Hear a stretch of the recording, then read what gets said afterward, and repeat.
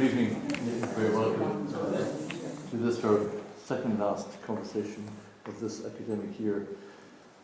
We finished, as you know, last week 3 weeks on debate and spirituality. So for the remaining 2 weeks, we're becoming a bit more grounded, so to speak. Some of you are new to the conversation tonight. You're very welcome. We're going to welcome some from Australia who have joined us tonight, from Watford, out of France as well, who joined us tonight.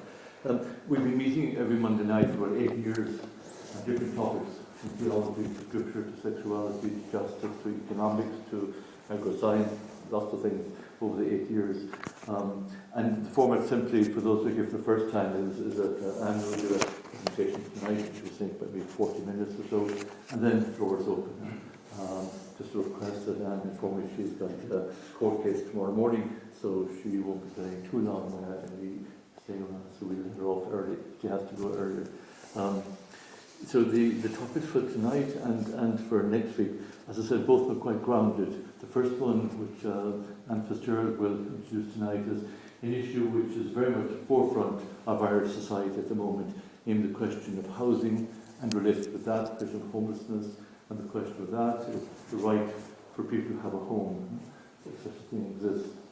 And now, with the arrival of the Ukrainian refugees and with the whole closing of direct provision, it's becoming a broader topic and quite a wide topic. And people have different responses and different reactions to it, some positive, some negative. So tonight we invite Anne Fitzgerald. Anne's practicing in Irish Supreme Court and is part of the board of the Cork Simon community and also part of a movement called Home for Good.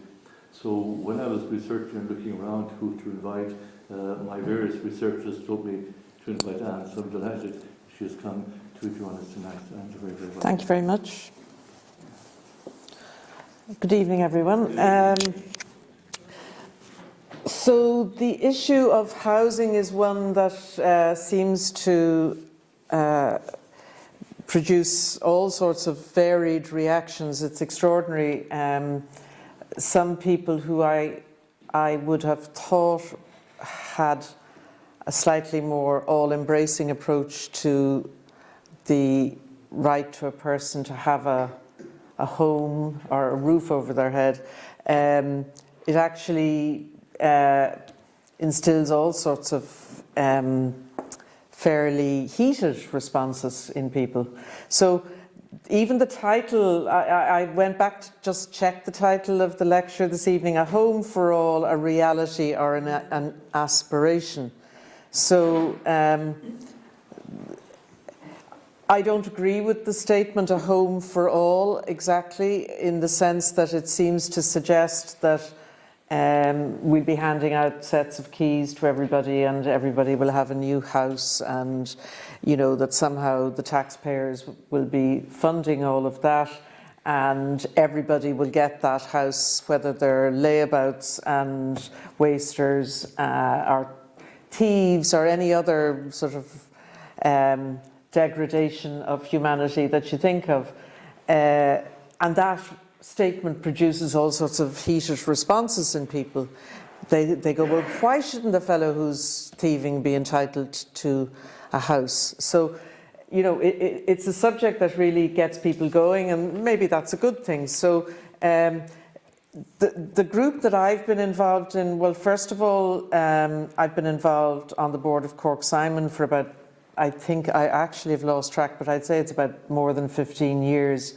And it's an amazing organisation. Brendan Ryan, who you hear from next week, is far more part of Cork Simon than I am. He's been in it forever and more. But it's an amazing organisation in that when I first became involved with it, I thought it was purely offering emergency shelter to what we now call rough sleepers, guys who are on the streets sleeping in sleeping bags and so on. That's what I thought Cork Simon did. But in fact, Cork Simon is a far more sophisticated, varied organisation than that. Yes, it does produce an emergency shelter for people, but it also has many more properties in the city than you might think, all over the city. Houses in good areas, bad areas, middling areas, all over the place, where they offer 24/7 wraparound support to people who are out of emergency shelter but cannot survive on their own in a flat. The worst thing you could do for some of the people that I'm thinking of is actually to give them a flat. They'd survive about 4 weeks, maybe 6 weeks, wouldn't be able to manage, wouldn't know how to, organise all the ordinary things that you and I probably do without much effort, paying bills and doing the shopping and keeping the cleaning going. Couldn't do it. They need support. They're people who need that kind of wraparound support. And these houses are dovetailed in residential areas, no problems with neighbours. Neighbours can, when people hear there's going to be a Simon house on their road, immediately people go, oh, I don't think, the NIMBY, not in my backyard. That response comes out. Whereas what Simon does is it goes around and meets every single neighbour and asks, what are you worried about? What is your concern? And universally it works well, and there are no problems. So that's the kind of sophisticated housing group that Simon is, and it's not the only one. There are half a dozen others. There's Focus, there's McVerry, there's Threshold offers a different service, but there are several very good, well-supported organisations who receive very substantial support from the state, but they also produce an amazing amount of fundraising every year and more than match the support that they're getting from the state from very decent individuals who make legacies and gifts and leave houses in their wills and all that sort of thing. So it's against that kind of backdrop that I got involved in this new group called Home for Good. And Home for Good is a broad coalition of organisations largely in the homelessness area, but not just in that area. I mean, Threshold doesn't just deal with people who are homeless. Threshold is the private rented dwellers group that offers advice and service to people who are renting. So it isn't just people who are homeless. So the groups that are involved in the Home for Good organisation, I'm just looking at the note, we've got Simon, we've got Focus, we've got Respond, we've got Threshold, and then a group of other lawyers and academics and so on from around the country. And prior to COVID, we met every 3 or 4 weeks, and we really started from absolute scratch. So it was very interesting to be involved in an organisation right from the beginning. And the one thing that we had in common was that we could see the need for a constitutional referendum to be announced to provide for a right to housing to be inserted into our constitution.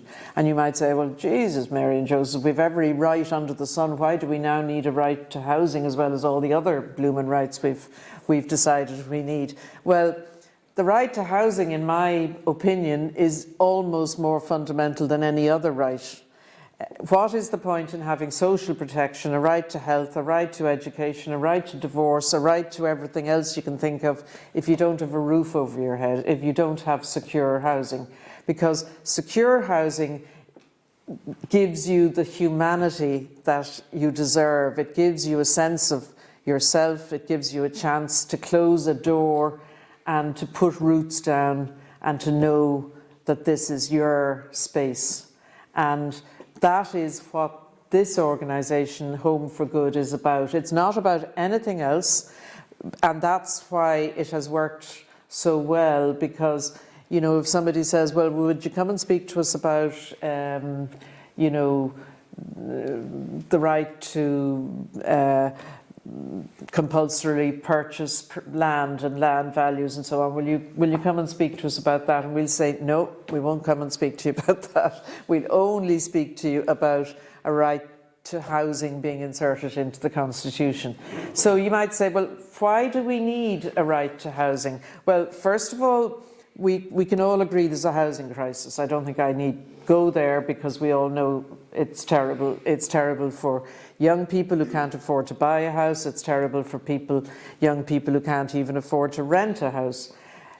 Not only can they not afford it, but there's no availability even if they could afford it. So that's one cohort that we can all agree on. And then you have all the other people who, first of all, you have large numbers of refugees and economic immigrants coming into the country who again can't find somewhere to live. And then you have people who can't afford rent in the first place and need social housing. And again, social housing is very hard come by. I mean, one of the statistics that I've found extraordinary in learning about all of this is there's a very interesting academic who was speaking about, you know, what Ireland did in terms of housing after we gained our independence in the 1920s.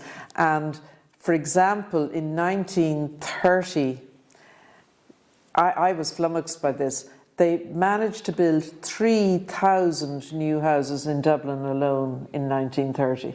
I mean, during the bad years of the recession, the Celtic Tiger recession and so on, I think we built about 15 houses. And yet in 1930, when things must have been pretty tough and pretty rough, they were producing houses of that number for our people. And you say, where have we gone wrong? Why can't we manage to do that? So you come then to the issue of what is causing the obstacle to all of this. There are lots of obstacles. Money is one of them, obviously, availability of land,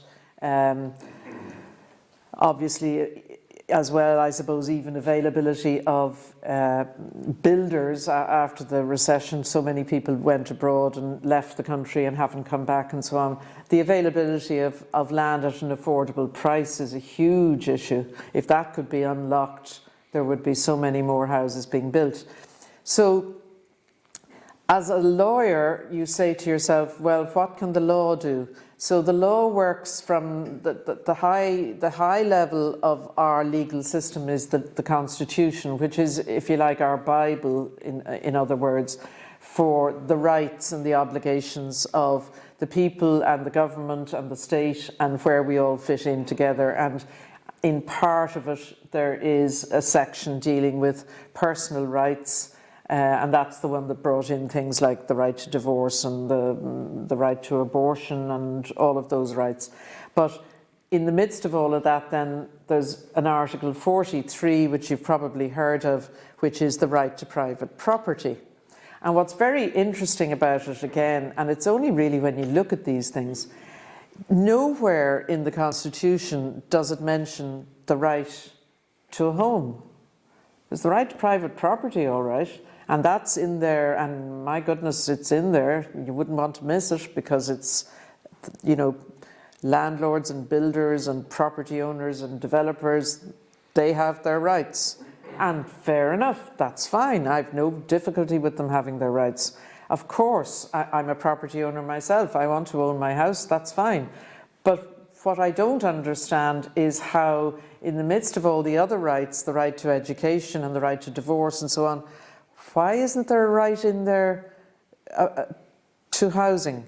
So there are 81 constitutions in the world that have a right to housing included, which is a fair whack. Now, admittedly, there are thousands of countries when you actually add them all up. And of that 81, you know, there's a few like Kazakhstan and Azerbaijan or whatever it is, all these countries we've never heard of. So whether they're necessarily ones we want to follow, I don't know. But in the midst of all of that, we have countries, a number of EU countries, such as, I'm just looking for the list now so that I can be correct. I think we have Spain, Portugal, Finland, Belgium, Germany. You know, we're in good company. I mean, we would be in good company if we had such a right, but we don't. And the word is not mentioned. And it gets worse. Not only is it not in the Constitution, but even at the lower level, when it comes to legislation like the Housing Act or any other, the Private Rented Dwellers Doodly Act, any act you can think of, there is no specific enforceable right to housing in it, which comes as a bit of a surprise, I think, to most people.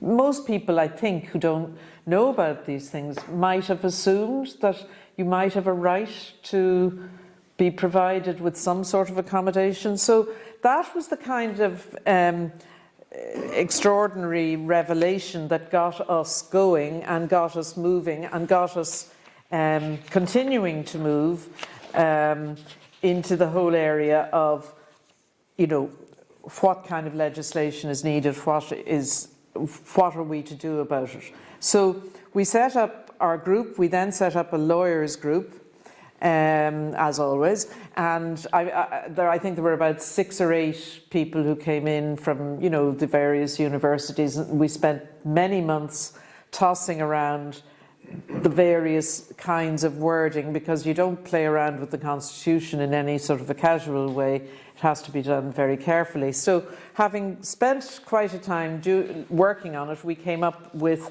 a wording for our right to housing. And I'll just read it to you because it's quite simple. I'm just trying to find it now. Okay, so what we're suggesting is that we would put into the Constitution a new Article 43A to sit alongside the right to private property in Article 43. We didn't want to tag it on to Article 43. We thought we'll have a standalone right and they can balance each other. So the wording appears at first glance to be quite simple. And by the way, this wording has received huge support from most of the political parties at this stage. So the wording is: the state recognises and shall vindicate the right of all persons to have access to adequate housing. That's number 1. And number 2, the state shall, through its laws, provide for the realisation of this right within its available resources. Now, what the first thing that does is it knocks out the idea that everyone has a right to a house exactly where they want it and the set of keys will be waiting for them on Monday morning. That's not what we're talking about.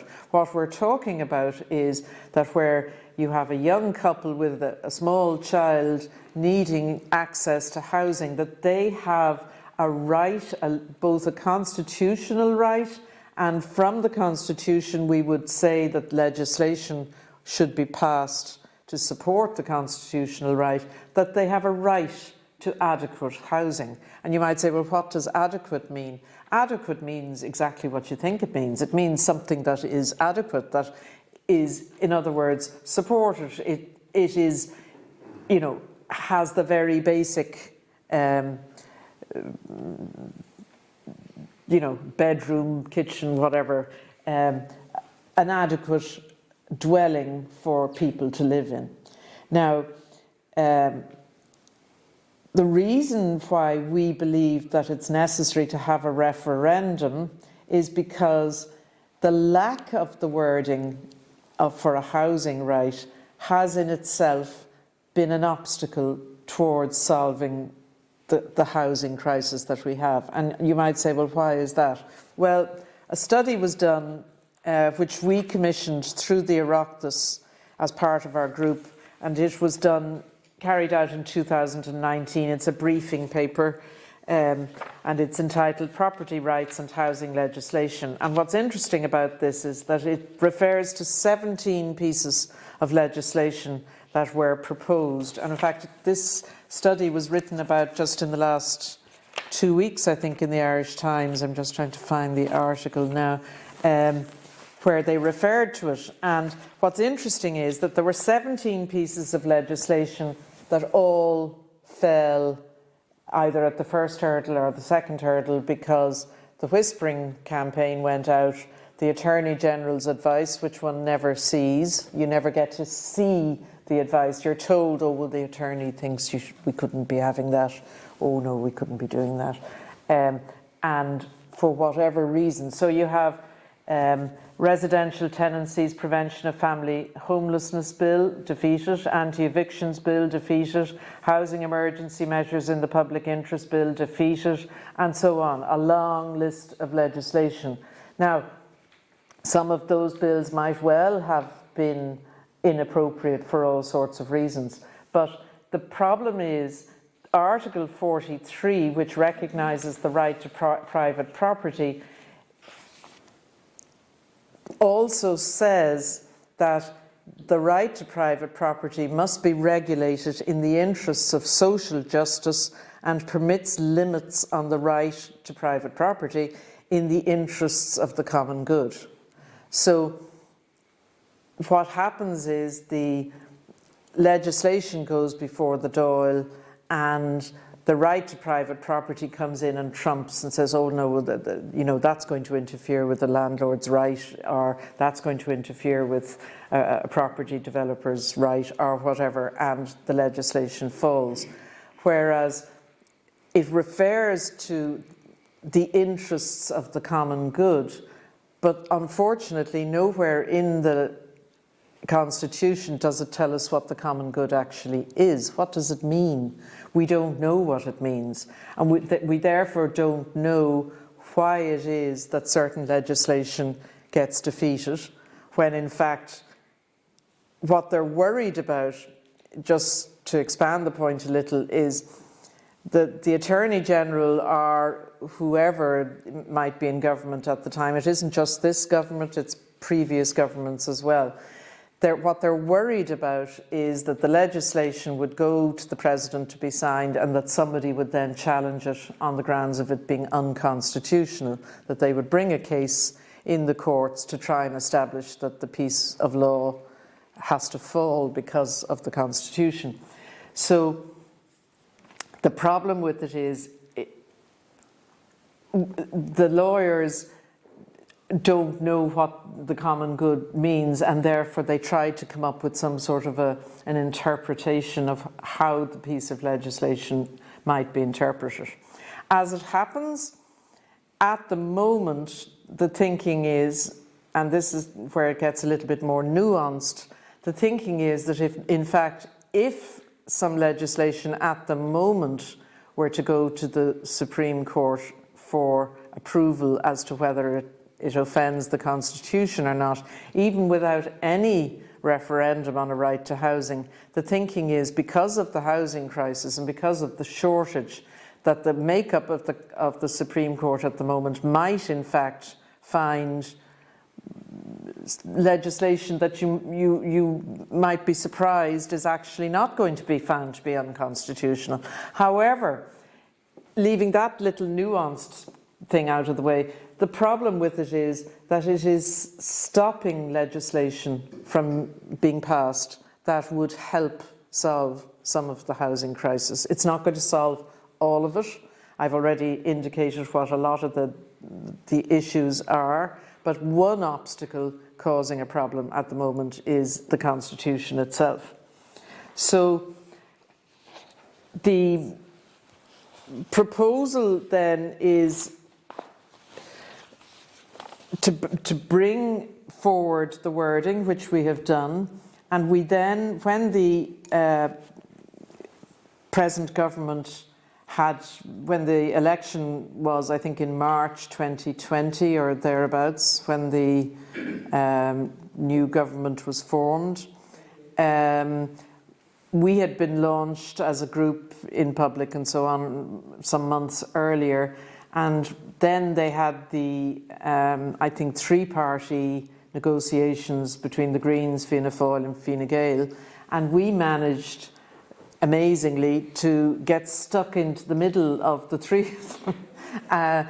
The Greens were particularly supportive of us. Fine Gael was pretty cool about the whole idea, and Fianna Fáil were kind of, oh, well, if we really have to do something about it, I suppose we might. But the most supportive of all were the Greens. And believe it or not, for a very small little organisation, we persuaded them to include it in the programme for government, and it is in the programme for government, and we feel we really achieved something.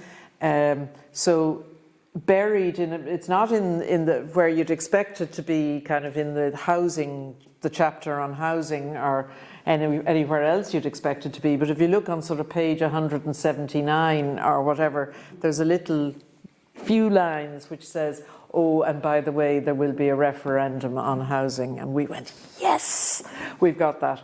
The only problem is they didn't say what they meant by that, because what does it mean, a referendum on housing? What, that it's generally a good idea? What does that mean? I mean, what do they mean? So we knew, of course, as soon as they brought in this referendum on housing idea, that the next steps that the government would take would be to run as far away as they possibly could from actually giving us the referendum. You know, it's one thing to propose it, but it's another thing to actually do it. So what they did was they set up a housing commission, which is a bit of a graveyard slot for any issue. You know, set up a commission, and we'll all forget about everything. So they set up the commission. That, of course, took 6 or 9 months to materialise, and it is now in being. And they've set up a pretty good crowd, and they've set up a subcommittee on the holding of a referendum on housing, believe it or not, which is, again, we're very pleased about. So the Housing Commission had its first meeting on the 1st of March, so that's only a month ago. And it's quite funny because,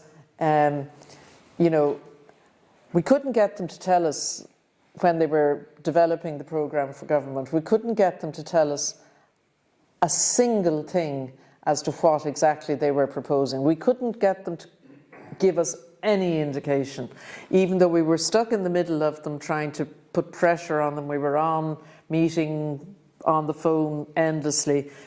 All we would get is kind of, oh yeah, we hear you, but they wouldn't tell us what they were actually doing. So now they say on the 1st of March, the Housing Commission has today announced details of its referendum subcommittee. And we kind of go, oh yeah, that's interesting, which will examine the complex constitutional issues around housing rights and propose appropriate wording to government for a referendum on this issue. The programme for government commits to holding a referendum, it doesn't, on housing rights, and the government's housing plan, Housing for All, tasks the Housing Commission with bringing forward proposals for the wording of such a referendum. The details of the new referendum subcommittee were announced today as part of the strategy session and so on. So they've got a very good subcommittee, including the CEO of the Peter McVerry Trust, who's part of our group, Patricia King from the ICTU. We've had Raise the Roof, you may have heard of that organisation. They were also trying to campaign for a referendum on housing. They're involved. And then they have a subcommittee of very expert lawyers, including the former Chief Justice Frank Clark, the Professor of Law at Trinity College, Jerry White, who was on our legal subcommittee, a Professor of Law from New South Wales, and somebody from the Scottish Government's Parliamentary Council Office. So we've got a high-powered subcommittee. They're meeting. They're supposed to report by July of next year at the very latest, but we're expecting to get a report on the referendum idea before the end of the year. And then we wait to see what will actually transpire. So to answer the question, is it a reality or is it an aspiration? I think it's somewhere in between. It's not yet a reality. But is it an aspiration? I think it's a bit more than an aspiration. It seems to be gaining momentum. I think if we did a straw poll of 20 people sitting in a room and asked them would they be in favour of a right to housing, I think I would say less than half, maybe at best 40% would be in favour at the moment, because I think people are very scared of it, and it's mostly because they don't understand what we're proposing, which is fair enough. But I think if people don't understand it, they should try and learn about it and understand what we're about. We're not interested in freeloaders. The Simon community doesn't provide housing to people in the sense of giving them keys to a flat that they then have forever. What they give them is high support housing, and what they're trying to do, for example, is to give people, many of whom would have come from residential institutions, many of the homeless people, in fact the vast majority apparently of people who end up on the streets have come from residential institutions. That tells its own story. And I think when you know that, it makes you think differently. When you see people, you kind of, you know, I would have met a lot of people over the years, and, you know, when you realise the sort of start that they had in life, you know, maybe I'd be homeless too. So I think, you know, at this time of year, as we approach Easter and we look at the Gospel of St. Matthew, and it says, I was thirsty and you gave me something to drink. I was a stranger and you took me in. I was naked and you clothed me. It's part of the Christian message. I think we owe it not only to homeless people, but to people generally, to provide them with the dignity of permanent, adequate, secure, affordable housing. Thank you. Thank you. So the floor is open. The conversation starts. So, jump in if you wish. Do it. Bernard? Sure. Thank you, Anne. Thank you very, very much for such an enlightening exposition. Two points came to my mind, and I would value your comment on them. One was, my mind went back to the 1970s, when we also had a housing crisis. And one of the points of analysis at that time was that house building was impeded by the artificial increase of the price of building land. Mm-hmm. And Article 43, as you say, was invoked, that nothing could be done. The great Mr. Justice Kenny was asked to do a scope and investigation of that. Yeah. It's believed that he gave a report which showed how it could be controlled, but nothing has happened. Yeah. So I would be interested in your comments on that. And the second thing that came into my mind was just about the draft of the proposed Article 43A, when it concludes by saying that this right is subject to available resources. Mm-hmm. Doesn't that effectively, if somebody tries to enforce it, a judge's hands would be tied if the government side said there are no available resources? Well, to answer your first question, the Kenny report, interestingly enough, a relative of Judge Kenny's actually, I don't know if we contacted him or he contacted us, but he was interested to know how the Kenny report would dovetail into the kind of work that we're doing. And we worked with him. I won't say much more because it was intended to be sort of behind closed doors, but we worked with him, and our wording was developed very much with the Kenny report in mind. We knew what the Kenny report obviously had said. That came out, I think, in 1973, and it was very far-seeing at that time, and never saw the light of day in terms of legislation. So the second part about the available resources, well, I mean, clearly it has to be within available resources. That stands to reason. It can't be from resources that are not available. So I think the reason why it's there is to show that while this is not a passive wording, it will, for example, impose obligations on the state, which are obligations that at the moment the state hasn't taken on, and in many ways is passive at the moment. So that in bringing in a wording which recognises that it's within available resources, it nonetheless enjoins the state into taking action where those resources are available. And I think the difficulty at the moment, I mean, there's been a very interesting case, for example, which was reported from the Supreme Court just in the last month or 6 weeks, quite a lengthy judgment.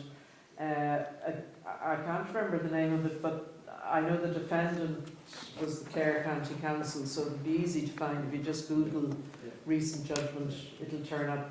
And what's interesting about that case was that it concerned, and I've had cases like this in Cork actually as well, it concerned a traveller family, and I mean, my goodness, the travellers get incredibly badly treated when it comes to housing. I'm sure that get all sorts of reaction as well, but I don't mind. They very often are, you know, at the very end of a very long list. So this concerned, and I'm not even talking about housing, I'm talking about somewhere to put your caravan, never mind actually have a house. So this was a case where a traveller family had been squatting on council land in their caravan for several years, for a number of years, and the Clare County Council went to court and got an injunction to evict them from the land because they'd no right to be there, and indeed they didn't have any right to be there. But there was one kind of fairly gaping difficulty with the case, which was, well, where do we go? I mean, you know, they have to live somewhere, and they have to be, if they're not going to be given a house, they have to at least be allowed to put a caravan somewhere. And what was amazing about this particular judgment was that the Supreme Court said, well, it's funny now that you're the Clare County Council trying to evict these people from your land, and yet at the same time you're not offering them, you're the housing authority, and you're not offering them anything. So that was actually a very far-seeing judgment and very interesting, because it's one of the first times, and this is why I said earlier that the Supreme Court in its present makeup is more liberal or more far-seeing than you might think. And so they said, you know,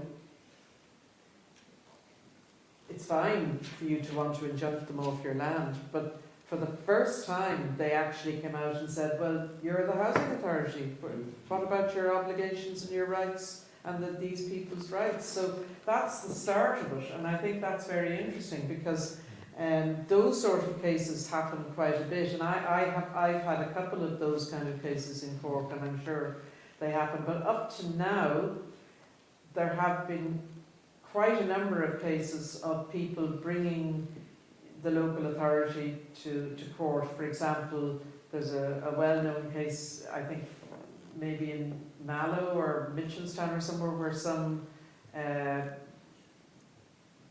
single mother who has serious incapacity and a number of children and required particular kind of housing, brought an application for judicial review of the refusal of Cork County Council to provide her with appropriate housing given her needs.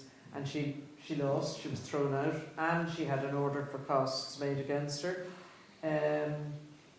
because there is no right to housing in the Housing Act. The council has a discretion to give you housing according to what they decide. You have no right to it, you only have a right to apply for it, and that's it. So I hope that answers your question. Very valid.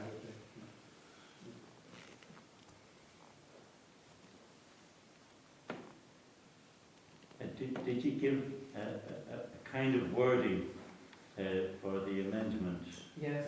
to the groups?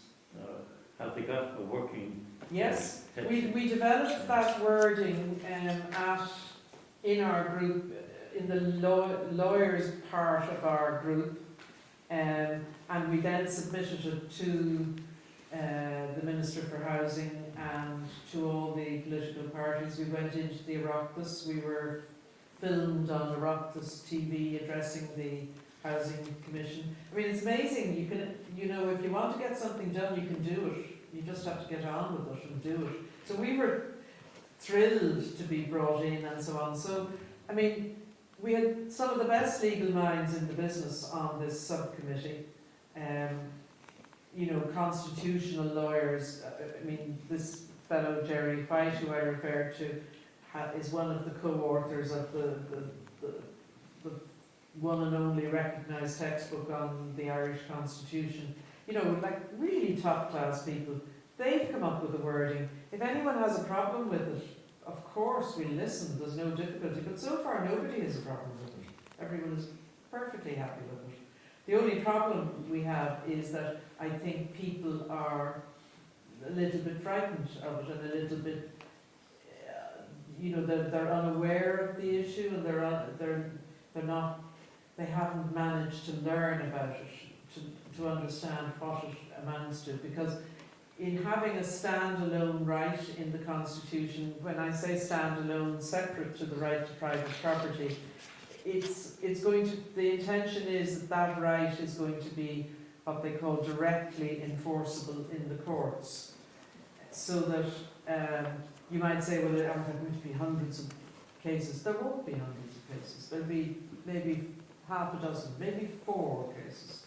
Because all that's needed is 3 or 4 cases to clear up any doubts that there might be as to what the meaning of the legislation is. And once the legislation has been found to mean A, B, C, well then nobody's going to need to go to court because it'll be clear what it is. So it's needed in order to provide the building block, if you like, if you'll excuse the pun, towards, creating this right to housing that we need.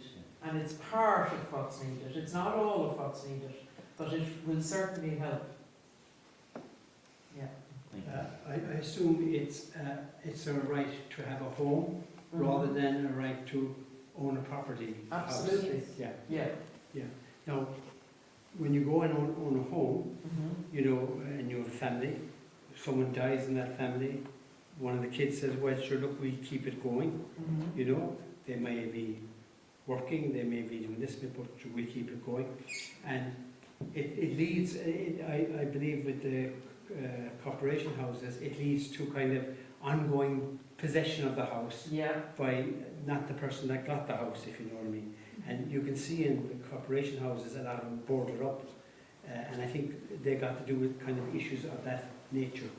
Yeah. And so there will be kind of consequential. There will be, and there's also a big issue around, and this is something that happened in Thatcher's England, and it happened in a quieter way maybe here in the 80s and 90s, the whole tenant purchase schemes where tenants were allowed to purchase their houses, because in this country we have such a high degree of property ownership. It seems to be something that's in our DNA. We all want to own a house, we don't want to rent one. Now that is changing somewhat, it has to, but it is also because people are beginning to see that they don't have to own a house. But the problem with the tenant purchase scheme in the 80s was that what you're doing is you're selling off the family silver. You don't have the house then for the next couple who need one. So that's a problem, and it's the volume is the issue. It's having enough houses being built and being built at a price that people can afford. And of course, you have the consequential problem that a lot of people want to live in city centres. Yeah. They don't want to live. I always think of Carrickford for some reason because there's a terrace of houses that were being built out there back in the 2005, 6 or 8, you know, coming up before the recession, and they're still the same way. But they make fantastic houses, you know what I mean? Yeah. No, I don't think anybody wants to go out that far to live, if you know. Yeah. But then, when you say people want to live in the city centre, in fact, I think the problem is that, in fact, not enough people want to live in the city centre in some ways, in that they don't want to live right in the city centres. Like in European countries, you know, you might be in some, I'm just trying to think, I was somewhere, I think it might have been, I don't know, maybe Malaga or something before COVID, and I remember, you know, walking around having an ice cream and looking up, and in Cork there'd be nobody to look to see, you know, because nobody lives right downtown, very few anyway. Whereas if you look up in all these houses, loads of families, and you know, it's great, and that should happen as well. Now I know they are, because of all the Ukrainian refugees coming in and the Afghanis and so on, they are looking at the vacant sites and the vacant houses, and that's something that they can do. I mean, they seem to take far longer than they should, you know, to repurpose either vacant properties or derelict sites and just go in and bulldoze them and build something new. This doesn't happen, but hopefully it will. So, Chris. So it's great to hear that at the top, all the lawyers and are prepared to go ahead with the wording. Yeah. So, but as we know with referendum, it takes years to change attitudes, and as you say, the knee-jerk reaction is just spoiling people. I mean, already people filling into census, we're already complaining. Why should I do it? You know. Yeah. So there's a big education between now and then. I That's imagine right. that at the best the referendum will take place in 3-5 years. No, I mean, the hope is that it will happen during the course of this government, because if it doesn't, then the next government might drop the idea. So the hope is that it would happen while this government is sitting. But I mean, I think it's a huge issue, the issue of educating people. Now, if a campaign is actually announced, things will, I mean, all the organisations that are involved will get behind it in a major way, and people will learn quite fast what it's about. So, you know, I suppose it's possible, but I think, I mean, I was just surprised in recent years talking with some people I knew and just getting a very cold response, and I remember thinking, you know, I was just surprised, and then I began to try and work out why were people's, I think people feel very threatened by it, and they feel, I'm just trying to think what you could call it. Yeah, I mean, property ownership runs very deep in this country, and you know, if somebody's getting something, it means you're getting less. You know, there's a kind of a pecking order. I don't know what it is, but I just think that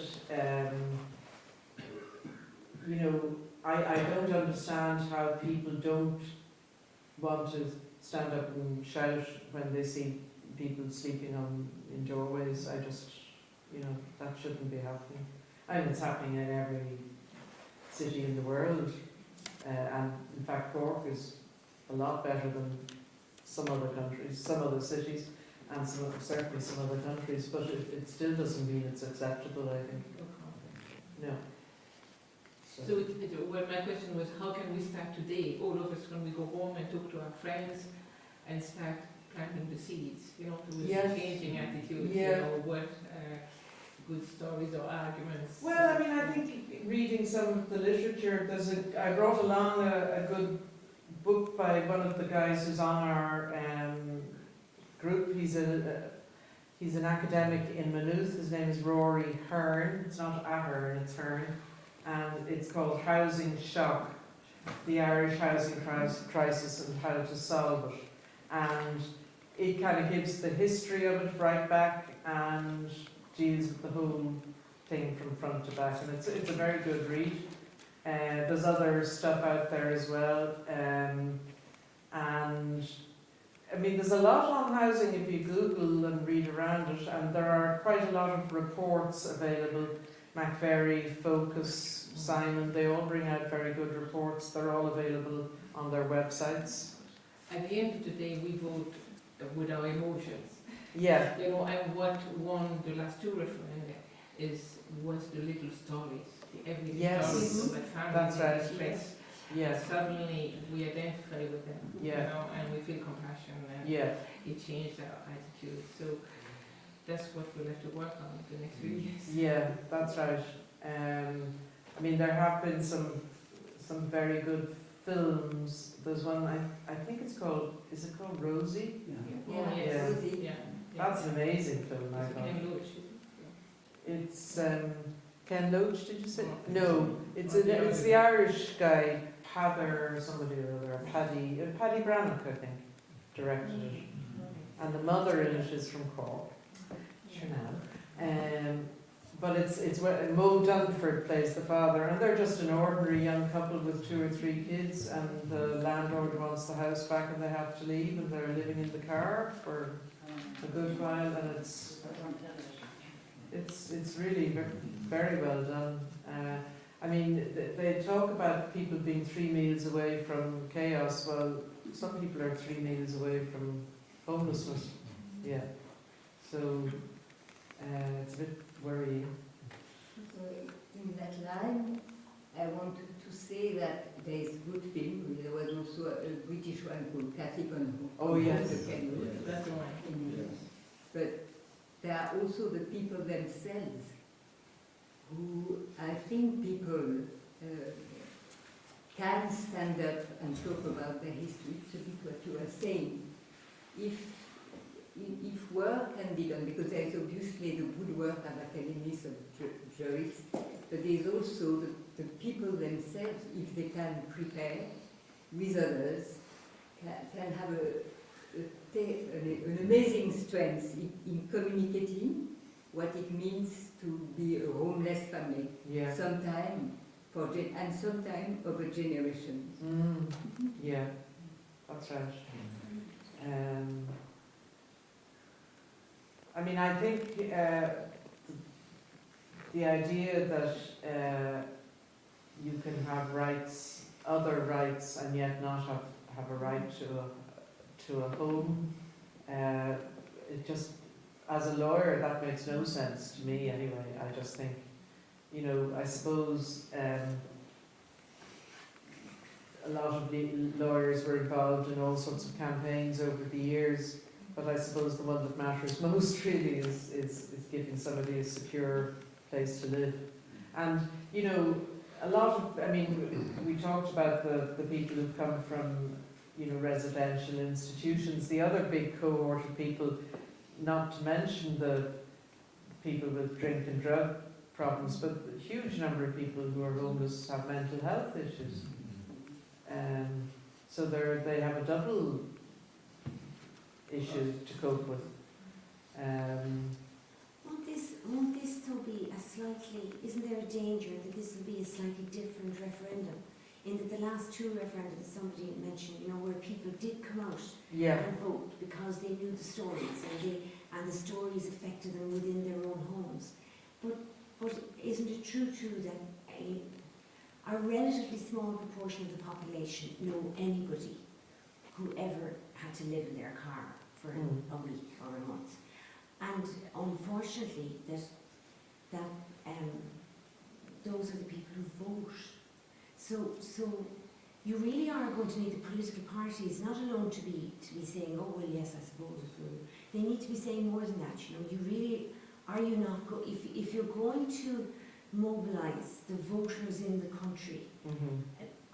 You know, I don't think we can expect them to look at the right film and change their minds. If the number, if the proportion of people who you feel might support it is as low as, and I'm sure you know that, I mean, if it's, that surprised me, 40%. But that's me. I there are no figures on it, but my instinct tells me that it's not something that's going to pass very easily. Yes, and that would be terrible then, wouldn't it? Yeah, to get because to the it'll stage set of back a generation Yes, if we lose. yes. I think the idea of kind of mobilising the ordinary population or the ordinary man on the street. I mean, I'm not sure that I would agree with you that most people don't know of somebody. I'm sure most people do know of somebody, that not necessarily sleeping in their car, but somebody who's had trouble with housing. Yeah, well, yes, but you see, And I mean it I mean it just as broadly as that, be it a young person, an old person, a family, a refugee, a person who's come to work in Cork, don't we all know of somebody? Anyway, I can only speak for myself. I certainly, and I'm not talking about my work with Simon, but just in my own kind of circle, I certainly would know of people. I think it's more prevalent, and it's an issue all over the country. It's not just in the cities. It's an issue. I mean, Dingle has a terrible housing problem, so it's not just the cities. It's every town in Ireland there's a problem. So I suspect you probably don't need to look very far, and you would know of people.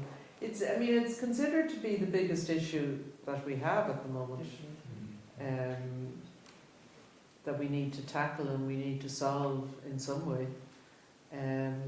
Because certainly I think in Dublin, and maybe to a lesser extent in Cork, it's becoming a very divided society, and you have the very wealthy people, and then you have the people who are barely surviving, and it's to sort of to see what can be done to even things up a little bit. Yeah. I'd like just to follow on what some of you have been saying about convincing people, if there's a referendum, about the reason for having a referendum and about the reason for defending the right to have a home. Because the way we tend to argue that one is to talk about the sadly familiar statistics of people on the street, what happens to young families when they're chucked out of one hostel and have to find another world quickly. Yeah. We tend not to talk about things that could adhere people to their cause, that make them discover that they're people like us and they're courageous, and what are the efforts they're making, and what are the decisions they're making, or that they're forced to make to survive and find somewhere safe to live. Mm-hmm. And that personal angle, that personal angle is more powerful. Yeah. Than how many people are on the street, how many people are homeless. The figures are going up the number apparently.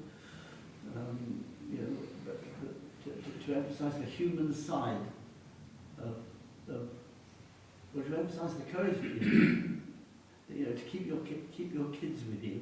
Yeah. When you have to leave a hostel and find another one, and the film that you have referred to, it is a very strong advocate, if you like, not only of the sadness of the possibility of their fare, but the efforts the mum is making in the car for a week to get somewhere, even for one night, for her and her 3 kids. Yeah. And that story can grab you. Yeah. And if people hear that story, And that story is completely accurate, by the way. yeah, Because it's one of the things that there's a crowd in Dublin called the Mercy Law Centre. They're a great organisation, and they give a lot of help to homeless families and so on. And in particular, they bring out great studies on the various issues. And one of them, I was just reading it before I came out, is recommendations on the provision of emergency accommodation on a night-by-night basis only. In other words, the cessation of the provision of only one night's accommodation. Because can you imagine moving somewhere every night? I mean, it's awful. As a family, we used to know that were asked or forced to leave a bed and breakfast in Benbow Street in Dublin. And they were given another address to go to where there was going to be a room. It was a married couple with children. And so they hurriedly put all their stuff into plastic bags. And we'd be invited to pick them up and take them down to the South Circular to their new home. However long that home is going to be available. And we put all the bags in the back of the car, but they left 2 bags behind that they felt, well, they said they were the precious ones, but they would come back and collect because they didn't know where they were going and what would happen. And in fact, what did happen was we got to the place on South Circular, and the guy who was in charge of the place said, yes, there's a room for you. And, no, we can't take those bags. You can't bring those bags in. So that was the first obstacle that they had to overcome, where to put the bags. We found somewhere to put the bags, great big plastic bag. And, then there was what they had to do to recover their 2 bags of precious things they left behind. And when they went back to the hostel in Benbow Street, they were told, oh, I think they've been thrown away. Oh. So, yeah, that's dramatic. But, you know, what they then had to do to try and persuade people to help them find those bags in the rubbish place, because in it were all their heirlooms. In it were their marriage certificate. In it were all the things that were most precious to them. Yeah. You know, so, you know, that effort, they found them. They found what they thought were the bags. In fact, they weren't. But, you know, the efforts that they made, this very vulnerable couple made, to recover what's most precious. And we've all got stuff like that. Yeah. You know, letters from people, birth certificates or confirmation certificates. Well, we've all got that. Hopefully, and we cling to them. But, you know, what was fascinating in the story, and strong message in the story, is what they actually had to do to keep themselves alive. Yeah. And those are the messages that might gain people to the importance of Yeah, no, that's interesting. Yeah, I think certainly that will be the case. Funding will be a big problem as well. We're going to have do serious fundraising coming up to the date as well. Yeah. So, are you talking the direct rental? Yeah. I thought you were thinking us privileged people, we're always afraid that it's going to cost us. You know, Yeah. the government has to supply housing for everybody. Yeah. The government is already spending millions. Yeah. Good people up in Hotels. centres and hotels and bed and breakfast and moving in. And let's say at much higher cost. Well, that's the problem. Long term providing housing. Yeah. It's a bit of a nightmare for them at the moment, I think. The Minister of Finance. Minister for Housing and the Minister for Finance, yeah, I'd say they're kind of scratching their head. How are we going to manage this? Yeah. Maybe we will find out that she did that. That's promising. Yes. Yeah. So, but you feel that's the basics anyway, before changing all the laws of tenancy and yeah, I mean you've got to get the structure right. Yes. And if there's a gap at the top of the legal structure, that has to be filled first, and then the legislation comes. And what's the beauty of it is that if you get your constitution right, it is the touchstone by which every other arm of government and law operate. You know, they will be influenced by what the Constitution says. And even though, you know, the fellow on the desk giving you, you know, your housing isn't going to be looking at a copy of the Constitution, he'll know what he's supposed to do and what he's not supposed to do. So it will have a trickle-down effect all the way down the line, and will, in our view at least, be part of the solution to the issue. Can I just, last question, do you have a forecast about what's going to happen in the next year now? I think there's quite a huge number of Ukrainians have come in, and it looks like the service is all backlogged right now, especially with social welfare and community services. Yeah. There are people stuck in hotels down in Limerick, Shan, I heard, and they can't leave to their host families because of all the PPS business and all this. Yeah. So to me, it seems like it's really... Oh, I'd say, I think there's a major headache at the centre of government at the moment, trying to cope with all of this. Yeah. So that's probably not going to be a huge help in dealing with the referendum on housing. That is a complicating factor. So I suppose we can blame Putin for that too. Yeah. Yeah, I mean, it's hard to know how that's all going to unravel. I mean, if we knew how many people we were definitely going to be looking after, it would be something of a help. But the numbers, it depends who you ask. They say 20,000, 40,000, 60,000, 100,000. I heard 200,000 at one stage. I think we've about 30,000 here now, have we? I'm sure we're creaking at 30,000, so I don't know. It's going to be very difficult. I mean, when you see all the little children filling up the places in schools, I mean, there aren't going to be enough places in schools for the children. It's going to be very difficult. So I don't know the answer to that question. I know nobody knows the answer, I don't No. think, but I think that the host families are going to come under a lot of pressure as well. Because some people think there'll be more supports available to them as host families than will actually be available. Yeah. And, language difficulties is a big problem. Trauma. Those people come with trauma. They which? Those people come with traumatic. Oh, trauma, yes. And this is Huge problem. Apparently there's one Ukrainian-speaking psychiatrist or psychologist in the country. I'm amazed there's even one, but whoever that person is going to be very busy. But I mean, the services for Irish people for trauma are very hard to access. So, it's been difficult already, never mind. And it's going to be very difficult. So there we are. Any closing comment? Quick. So, just before thanking Anne, just say this is not as you were saying, telling human stories, probably helping the referendum. Like this day here, this house, as I was speaking, I was thinking we had 14 homeless men yesterday. Next door we had a class of 13 asylum seekers. And down below we had 45 kids from Fermoy, primary school kids. So in a sense we had the future of Ireland, young little ones, and then the reality, in particular on the homeless. And we had people here today who talked about sleeping in cars. We had people here today who talked about wanting to jump into the River Lee, situation so bad. Yeah? I'm not saying this to sound negative, but so the reality of it was in the four walls of this room today.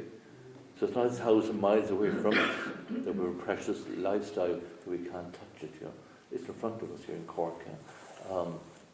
And in particular in this area, catchment area we're living in, it's an issue. But we're not all that in touch with it. We need to be perhaps. And thank you very much for, in a sense, what seems to be a huge problem and sometimes can seem hopeless.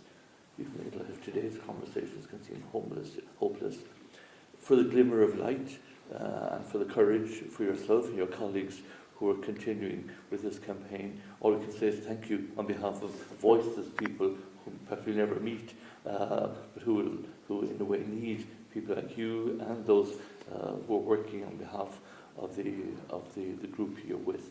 And we're delighted and honoured that you've come, given the pressure of time for you, especially this evening, given your workload tomorrow morning. We're very, very grateful and thank you sincerely. Thank you very much.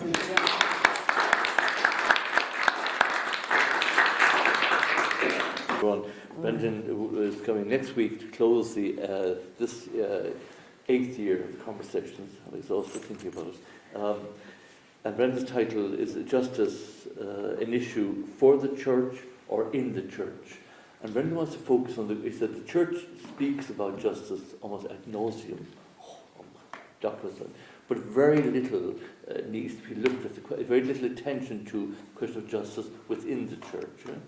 And he wants to focus on that. So it's not the church being a do-gooder speaking about justice out there, but within the church itself. Yeah? The issues on women's issues, minority voices, LGBT and others. So he wants to focus a bit on that in particular. So his title, which he chose himself to repeat, Justice, an issue for the church or in the church. So that will be our final conversation of this year, 2022. We'll see where we go next year. So we close it tonight, and we thank you for coming. We thank especially our guests who've come from Australia and from Dublin, Waterford, France, and other places this evening. So you're very, very welcome. And we look forward to seeing you if you can join us next Monday. And God willing, we'll see how the programme goes on for next year. But thank you very, very much for this evening. Thank you. Thank you.